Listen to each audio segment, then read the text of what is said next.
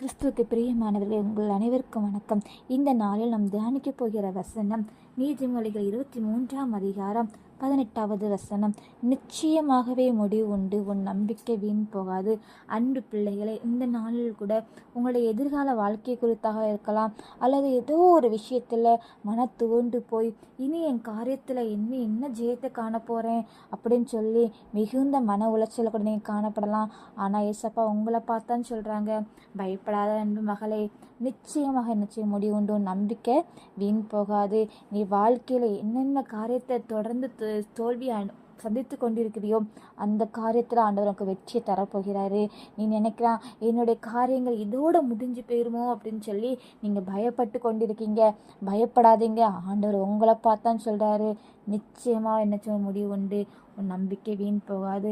ஆண்டவர் உங்களிடத்துல ப்ராமிஸ் பண்ணுறாங்க, கண்டிப்பாக செய்வேன்னு சொல்லி. அப்போ அவர் வாக்கு மாறுகிற மனுஷன் அல்ல, உங்களுக்கே தெரியும் அப்படி தானே. இந்த நாளில் மன உறுதியோட காணப்படுங்க, ஏசப்பா மேலே நம்பிக்கையாக இருங்க. என் வாழ்க்கை என்னுடைய காரியங்கள் ஜெயமாக மாறும் சொல்லி வருகிற நாட்கள் நீங்கள் சாட்சி சொல்ல போகிறீங்க.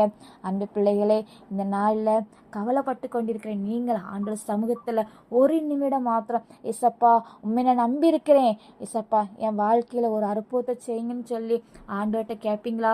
கேட்கும் பொழுது நிச்சயமாக ஆண்டவர் உங்களுக்கு ஒரு பெரிய அற்புதத்தையும் அதிசயத்தையும் இந்த நாளில் காண செய்ய போகிறாரு. தொடர்ந்து ஜெபம் பண்ணுங்க, விசுவாசத்தோடு காணப்படுங்க, நிச்சயமாக ஆசீர்வாதத்தை பெற்றுக்கொள்வீங்க. நன்றி, வணக்கம்.